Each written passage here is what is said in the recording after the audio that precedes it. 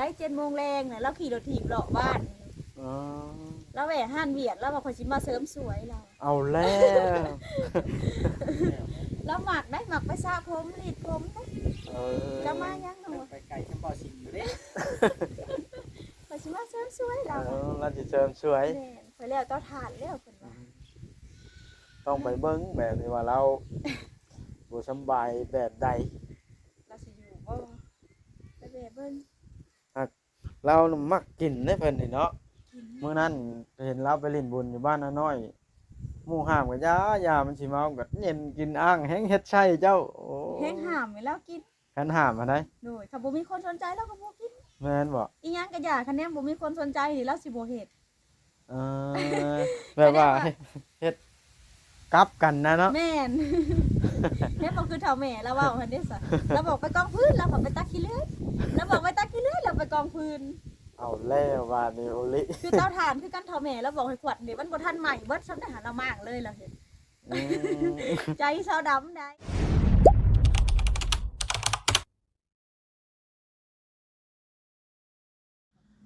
โอ้ยพี่น้องสบายดีFC เบิดสุขุสู่คนเด้อสบายดีปีใหม่ FC ทั่วไทยทั่วนอกทั่วโลกซะเนาะพี่น้องสบายดีเบิดสุขุสู่คนปีใหม่2026พี่น้องเอ้ยเปิดภาพขึ้นมานี่กับตะเว้นเด้ใกล้สิตกแล้วมาเฮือนสาวทองมีพี่น้องเอ้ยก็คือผู้ที่มาอยู่เฮือนบ่าวสิงห์นั่นแหละเนาะมาเยี่ยมเพิ่นมาตั้งแต่เฮือนประวรทางผ่านแวะมาเยี่ยมยามเพิ่นทำแล้วบ่าวลิเอาขนมเข้าไปต้อนลูกๆเพิ่นแล้วพี่น้องเอ้ยเอาก็มากับบ่าวลิเห็นแหละพี่น้องนี่เอารถคันนี้มาจะแก้เครื่องแก้เตียงให้ประวรพี่น้องเอ้ยก็ไปเข้าไปทักทายเพิ่นซะก่อนพี่น้องเอ้ยปีใหม่นี่พี่น้องเอ้ยบ่ได้เข้าดาวน้ำหมูชับ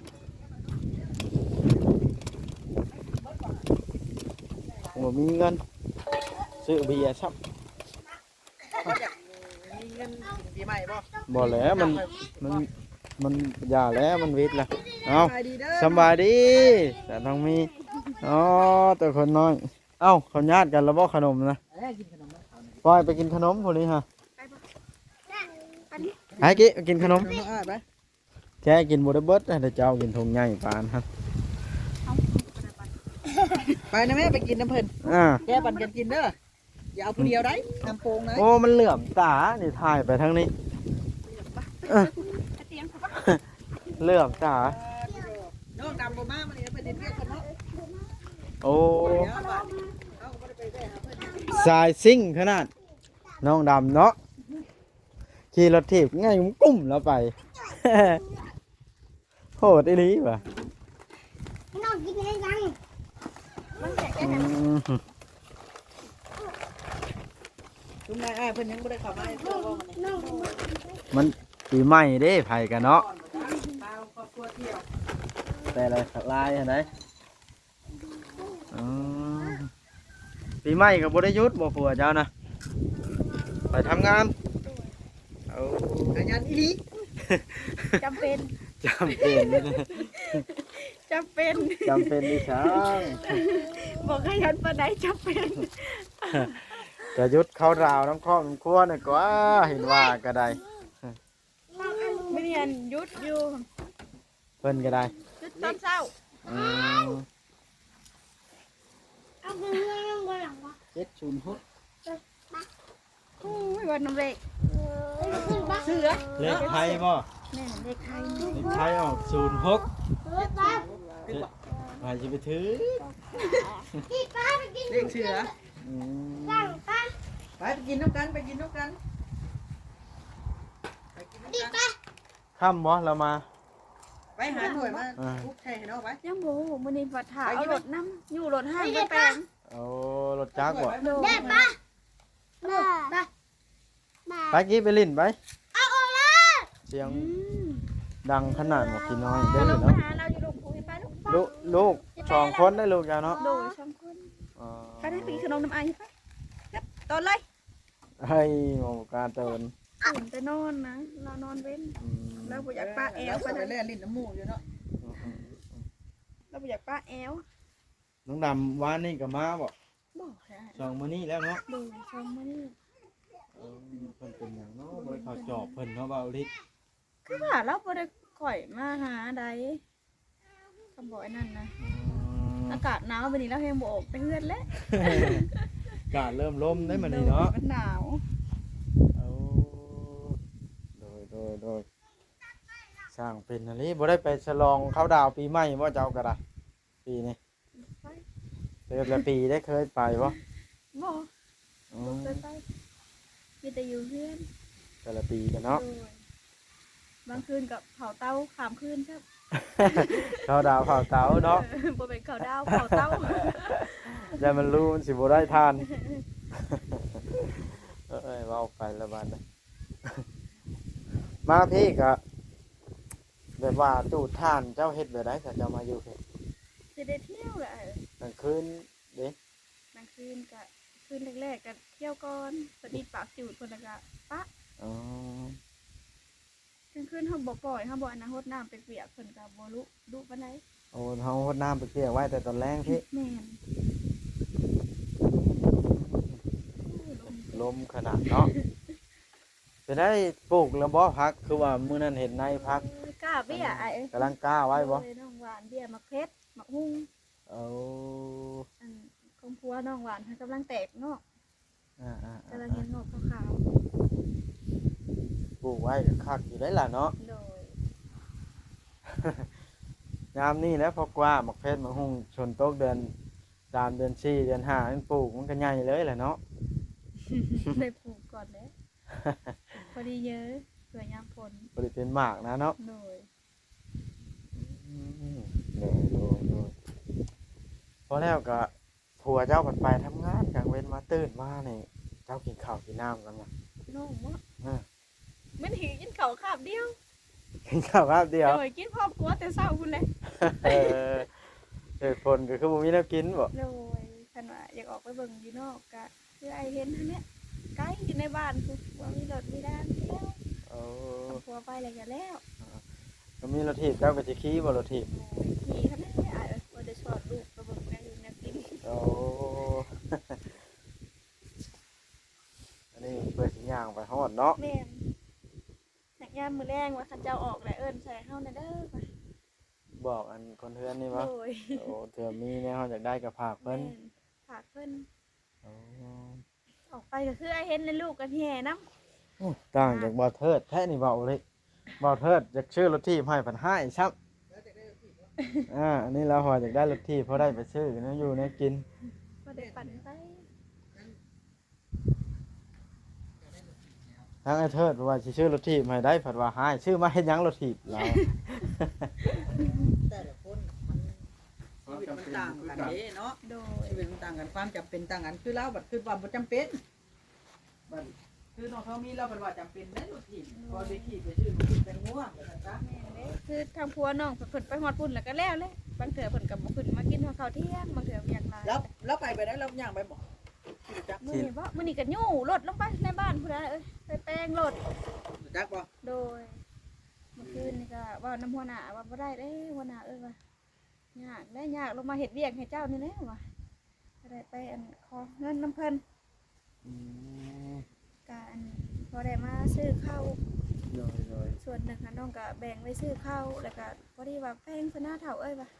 เงินนั่นจุดทานได้กันเนาะ โดยแป้งเศร้าอะค่ะไปให้อันทางอันผู้แหละห้านมีคนเบิ่งให้คนว่ามื้อแรงแล้วมันจักสิเป็นจังได๋คือน้องหวานได้ลดห้างอ้ายเอ้ยแป้งก็ได้แป้งหลายอันหลายแนว อ่ามันเก่าแห้งแล้วได้คันน่ะเนาะ คือกองรถตินอันกองรถทางหน้าค่ะก็บ่ได้ซื้อได้น้องอันอย่างไปเฮือนหลังหน้าเพิ่นก็มีตัวเก่าเพิ่นเด้ เอา ให้อันเจ้าเอาไปใส่ก่อนเพิ่นว่าชอกมาหาได้คือเห็นจักว่าให้ข่อยกินน้ำกินไหนเพิ่นว่าโอ้ยเราว่าโดยสาธุยอมมืออ้ายเอ้ย โดย พอได้เบาบางไปได้น้องว่าซื้อใหม่นี่ก็คือสิเติบหนึ่งพุ่นแหละ อันล่อรถน่ะเนาะ โดย โลกเวิดหลายเตอะนะล่อละ500 1,000พุ่นแล้ว ทำได้ยังวะ ห่างหนึงก็ได้ กระจูงลงไปแล้วก็ได้เข้าไปหาทางหัวหน้าแบบเอารถมาแป้งเด้อหัวหน้าเอ้ยว่ะได้ก็เบิ่งแยงช่วยกันได้ว่ะ ก็ส่งขาแป้งว่ะแต่เพิ่นว่ามื้อแรกแล้วว่ะทั้งเบิ่งเพิ่นสิขี่ขึ้นมาบ่หรือแนวใด โด ความจำเป็นบ่คือกันแต่ละทานแต่ละมื้อเจ้าก็ไปท่ามาอยู่นี่ก็อยู่แต่กับลูกกับเต้าเนาะ โดย อยู่กับมันน้อยมาน้อยเหี้ยไอ้ มาน้อยสิอ่ะ โดย เอาแล้ว คือตัวใหญ่ๆตัวเทิกตัวหนึ่งน่ะน้องหล่อฮะเมื่อวานน้องกะย่างแต่พี่ลงฮอดปั๊มน้ำมันกับโบเห็นมื้อนี้ก็พอเขาไปเบิ่งในโรงงานเพิ่นหายาเพิ่นลงเขาก็โบเห็น แม่มันหลงป่าบ่ บ่มื้อนั้นน่ะบ่าวแสนเข้ามาแล้วน้องหันบ่มีน้ำกินน้องในช่วงนั้นบ่าวแสนออกไปซื้อน้ำน้องก็บ่แน่ใจว่าเพิ่นสิแล่นน้ำก้นรถบ่มื้อเขาเข้าด่างหั่นอ้ายรถก็หลาย มันรถเหยียบแล้ว ๆ บ่ ญา เนาะ ติอยู่อ้ายเอ้ย ก็ ก็ เสียดายแท้ น้องเข้ามายามมื้อแลงหลังจากที่เขามาซื้อน้ำแล้วลูกน้องผู้น้อยหั่นน่ะแล้วให้อยากไปหาบักโบแล้วว่ะ โดย น้องกับโบได้สนใจคิดว่าม้าผลิตอยู่ทงหน้าบัดขำมาหล่นห้องหาเกลือผัดโบเห็นกะล้อหาคลองทางมาน่ะก็จนเด็กกับโบเห็นโอ้ย มือเป็นช่องแล้วได้นี่เนาะ โดยขึ้นหอดหุ่ม เคยเลี้ยงมันแล้วเด้ ๆแห้งแต่ละน้องนะจักสิไปอยู่ไซโอ้ยน้องยันแต่รถเหยียบมันได้อายเอ้ยรถหลาย เสียตัวนึงบ่ ๆแม่นเพิ่นแล่นนำตัวเดียว อันเพิ่นแล่นน้ำน้องสุดจนอ้อยหั่นบ่แซนเราได้จอดรถไว้อยู่นอกแล้วน้องก็ได้ล่มกับเพิ่นเฮิงเติบหากบ่แน่ใจว่าเราสิแล่นน้ำก้นรถบ่หรือได โดย น้องก็บ่ได้เบิ่งบัดเข้ามาหาหมาบ่เห็นก็ไปเลาะชวนเด็กน้อยนะย่างเลาะมื้อนี้ก็ได้มันบ่พอ มันบ่อยากจืดทางนะมันน้อยเนาะ โดยหักจื้อทางนะมันเคยแล่นน้ำน้องอยู่ได้อ้ายตะกี้หักเราก็ลบมาถ่าอยู่เฮือนได้น้องว่าย่านรถเหยียบลงมา มันจังบ่มาเนาะ แม่น รถบ่เหยียบกับบางที่ผู้อยากได้มาเขาเจ้าก็อุ้มเอาแต่รถมันบ่ทันที่ใหญ่เป็นไรแล้วว่าซ้ำนี้บ่ โดยช้ำนี่เลย เด้มันซ้ำนี้พอดีคนอุ้มเอาอันนี้มันเป็นตะแพงเด้เนาะแม่นผู้กับเจ้าอยากได้มากับเจ้าอุ้มเอารถได้หมาน้อย บ่ นี่ ได้ลังเถื่อมันก็แล่นน้ำเพิ่นเนาะมันหลงผู้เจ้า แม่น ก็ว่าขึ้นฮอดเอาหานี่มันก็บ่เห็นโอ้ยว่ะเสียดายหมา เขาอุ้มไปแล้วก็จ้อยแหละเนาะ โดย เอ้ยบ่เนี่ย เขาไปหาอยู่ในบ้านผู้กับบ่พ่อ อย่ามันได้ไปแล้ว แล้วอะไรคนน่ะบ่ มัน เห็น บ่จังได้เฮ็ดแล้วเด้ก็ยังอยู่แล้วว่ามา ยังสอง แต่เก่ามันสามเนาะ โดยช้ำโต ย่านไปลำบากนะเนาะ ยามมันไปบ่มีผู้เจ้าเป็นมาจรจัดอันที่มันสิขึ้นฮอดอีต้นมัน จนมัน หักบอกน้องว่าย่านรถเหยียบน้อง ย่านรถเหยียบเนาะ โดยก็มาหันลูกน้องว่าเราบ่เคยให้เด้ค่ะเราลิ้นอยู่ดีๆน้องก็คุดสวนพักเบาแซนเพิ่นก็ถ่ายคลิปอยู่แม่ไอ้อยากไปหาบักโบเราอะอยากไปหาบักโบเราก็ให้น้องก็บ่ได้วนคิดว่าเพิ่นไปลิ้นทงหน้าไปคำมาบ่เกลือหมาบ่ฮ้องอะไรก็บ่เห็นก็ไปหาอยู่เฮือนเราบ่เห็นเราอะกัดไปห้องใส่หม้อหนึ่งไอ้ความขึ้นฮอดมา เอิ้นใช่มื้อนึงยังเฮ็ดอยู่ กระเด็กน้องก็นั่งคลองทางน้องดังไฟพิงกะบ่เห็น ว่าเพิ่นเอิ้นใช่มื้อนึงนี่แต่เฮายังน้อยก็เอิ้นดูได้แต่กินเนาะ ก็ มา บ่เห็น ไม่ มา บ่เห็น โอ้ยบ่เสียแล้วว่ะเป็นหอหุ่มๆอยู่อ้ายเอ้ย โอ้สร้างเป็น ใจว่าสิไปอยู่ทางไหน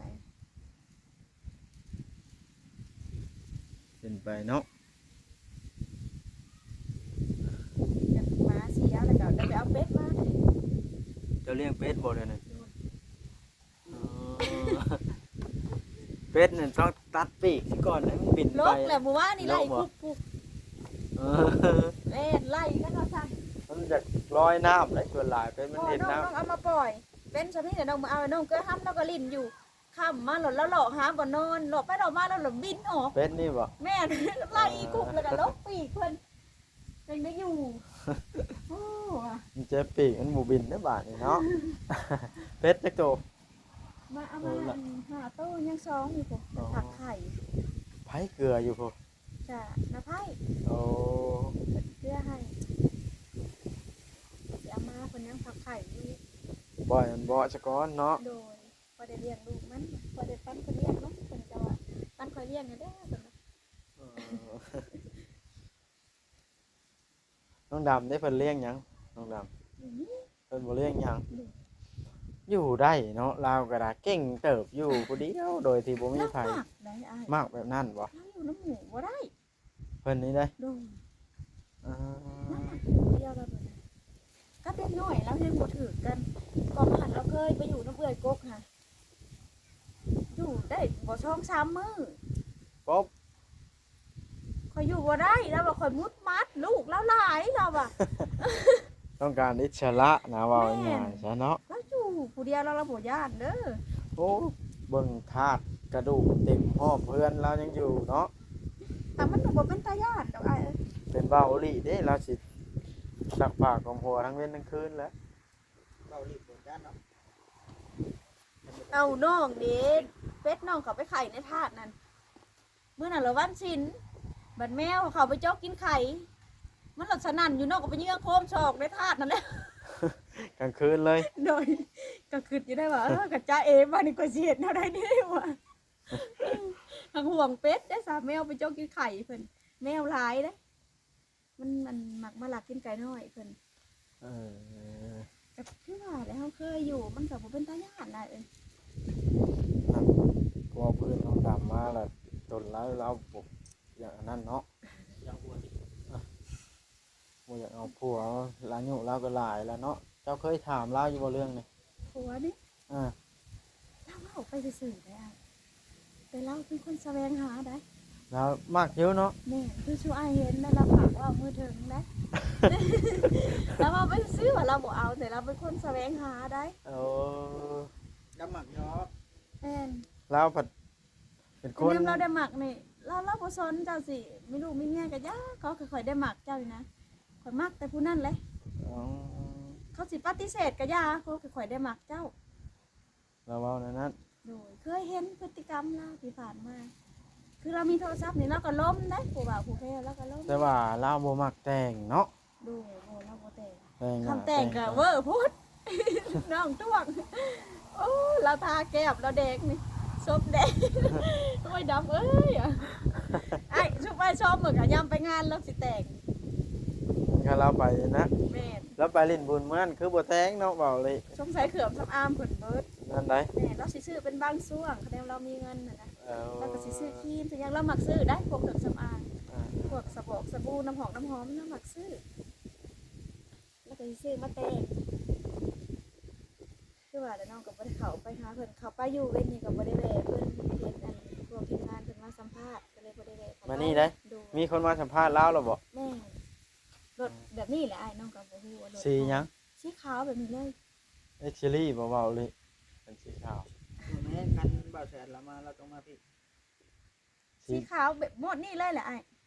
สีขาวรถไผสิมีหมดนี่เว้าเลยย่านมันสี่ประตูนั่นเนาะ บ่น้องกันคอยไปแต่ไกลอยู่เลยก็เลยว่าราคาสัมภาษณ์อยู่แหละบ่ได้ไป โอ้ แวะ บ่จักคนเนาะ โดย คันว่ารถบ่จิตก็คือบ่แม่นสีนี้ บ่แม่นรถ เนาะ บ่จิตบ่แม่นน้องเห็นอยู่รถบ่จิตหากอันนั้นน้องถามเพิ่นว่าเพิ่นเบิ่งคลิปเพิ่นว่าอันเบาลี่เพิ่นว่า โอ้ เบาลี่มาหาน้องเจ้าเพิ่นว่า อืม น้องบ่ได้แวะเพิ่น เฮาก็สิไปแว่คือกันแล้วไปแว่จอบเบิ่งเนาะเว้าเลยแว่จักเล็กจักน้อยไปจอบเบิ่ง เพิ่นว่าเพิ่นบ่สบายบ่คือว่า อ่า น้องก็ได้ถามทางอภัยไปอยู่ว่าเป็นอะไรเราก็อยู่นี่แล้วว่ะไปกันแกงหน่อไม้กินซุ่มอยู่ว่ะ เพิ่นเฮ็ดเวียกหนักแล้วหั่นเนาะหรือไปเขาดาวแจ้งบ่ต้องเข้าไปสำรวจเบิ่ง มื้อเข้าดาวน่ะน้องเข้าไปอยู่น้องเข้าไปเบิ่งแนวกินในบ้านค่ำเติบไว้ได้ 7:00 นแรงน่ะเราขี่รถถีบเลาะบ้าน อ๋อ แล้วแหวะห้านเวียดแล้วว่าข่อยสิมาเสริมสวยเรา เอาแล้ว แล้วหมักได้หมักไปสระผมรีดผมได้ เออ จะมายังหนู ไปไก่ชำปอสิงอยู่เด้ ข่อยสิมาเสริมสวยเรา เราสิเสริมสวย แม่นข่อยแล้วเต้าถ่านแล้วเพิ่นว่า ต้องไปเบิ่งแบบที่ว่าเราบ่สำบายแบบใด เราสิอยู่บ่ไปแวะเบิ่ง เราน่ะมักกินได้เพิ่นนี่เนาะ กิน มื้อนั้นเห็นเราไปเล่นบุญอยู่บ้านน้อยหมู่ห้ามก็ยามันสิเมาก็เย็นกินอ้างแฮงเฮ็ดไช่เจ้าโอ้ แห้งห่ามให้เรากิน คันห้ามมาได้ โดยถ้าบ่มีคนสนใจเราก็บ่กิน แม่นบ่ อีหยังก็อย่าคันแนมบ่มีคนสนใจนี่เราสิบ่เฮ็ด เออแบบว่าเฮ็ดกลับกันนะเนาะ แม่น แม่บอกคือเฒ่าแม่แล้วเว้าหั่นเด้ซะเราบอกไปกองพื้นเราบอกไปตักขี้เลื่อยเราบอกไปตักขี้เลื่อยเราไปกองพื้น เอาแล้วว่านี่โอลิ คือเตาถ่านคือกันเฒ่าแม่แล้วบอกให้ขวดเดี๋ยวมันบ่ทันใหม่เบิดซ้ำได้หาเรามากเลยเราเห็น อืม ใจเศร้าดำได้เรามากเลยเฒ่าแม่เจ้าหน่อยข่อยซื้อเอาพื้นน้ำน้องเจ้าข่อยเสียดายแล้วว่ะ อัน เรา ใด ขวดออกมามันใหม่บ่เบิดแล้วว่าน้องไปแวเว้นนี่โอ้ว่าเจ้าก็ได้เนาะว่ะ เออ มันเป็นแบบว่าง่ายครับแล้วบูอยากร้อยบันไดนะ ว้าว ร้อย สำหรับ เข้าไปจักไอ้ สำหรับเฮาเบิ่งเนาะ เราความชื่อสุกันพัง สำหรับเฮาเบิ่งนี่คือเราแบบมักเฮฮาเนาะมักหยอกเป็นไผเข้ามาเราหยอกเบิด หยอกเบิดหยอกได้เบิด เห็นหยอกเบาอหย่างนะเบาบุญเผยบ่เบาเลย แม่นเด้ ก็แข่งที่เราคอยเบิ่งคลิปคอยหัวโอ้ยว่ะ แล้วมักหยอก เมียเบาบุญเผยเบิ่งคลิปสิบ่ให้ คน ฉัน ใน บ่ โรงงาน เด้ น่ะ อ จะเข้าย่านเราพวกผู้บ่าวผู้แพ้วสำน้อยแล้วหยอกเขา ป๊บ ไป เขา ย่านเขาก็ป๊บแล้วก็ให้ได้ โดย อย่ามาใกล้ข่อยเด้อเรา ไปเบาลิมา ครับเด้อ มาเยี่ยมทางนี้ โดย เขาไปเยี่ยมเบิ่งน้องดำก่อนเนาะคือว่าบ่สำบายแต่พวกแม่นเพิ่นบ่สำบายนักเพราะเพิ่นจังมาพี่เนาะเพิ่นจังบ่มาพี่นะ ปกติแล้วก็บ่ค่อยมาน้อย อืม เพิ่นนั้นเราบ่ค่อยขึ้นมาเดี๋ยวเขาจะ โอเคบัด บ่าว นี้ ชาลีบ่นะ สบายดีไหนหรอ อยู่รถไผน่ะ นี่ก็คือบ่าวซาลี แม่นบ่พี่น้องขอจบคลิปก่อนเด้อสบายดีปีใหม่เด้อเจ้าก็ได้ สบายดีปีใหม่คือกันได้อยู่ ขอให้ ดีมีแฮงโชคดีมีไส้เด้อ เจอแต่สิ่งดีๆเจ้าก็ได้ไปสิกลับก่อนเด้อบัดนี้เด้อไปหาน้องดำกันเบิ่งไปทักทายเบิ่งไผมานี่ฮะแต่โชครถจนสิบ่ยอกเนาะนี่สองคนนี่ก็ได้ฮะสบายดี เอ้ยมานำได้ แม่นบ่ว้าวแนวเราให้ย่างเมื่อแท้นี่โอ้โธ่ อะไรครับ ไปจังไดนี่คือได้ผู้สาวมานำมานี่ จังว่าได้เก็บมาข้างทางอยู่ ทีมงานยังบ่สว่างบ่เด็ดๆหรือใด ฮะ ทีมงานน่ะ ยัง ยังเงานอนอยู่บ่ ยังนอนอยู่ มากับเพิ่นสองคนมานี่ แม่น ย่านขึ้นย่านตอนขาเมื่อเนาะ โยมันสินเนาะมัน เย้ อู้มันสิน้อยบ่ สินน้อยเลยมื้อนี้ สบายดีปีใหม่เด้อบาชาลีเด้อ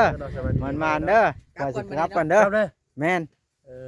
อ มาแต่หึงเลย มาถึงเลย แม่น นะ หึงแล้ว เจ้ากำลังมานี่ ลาสิฮดพักแล้วฮะ ลุยอีหลีเจ้าก็อยู่เจ้าก็ ค่อยๆสิกลับบางโอเคสบายดีบ่สิเข้าหาน้องดำอยู่บ่มื้อนี้ ข้าวออกมาเลยกินนี่ ออกมาแล้วเพิ่นเป็นอะไร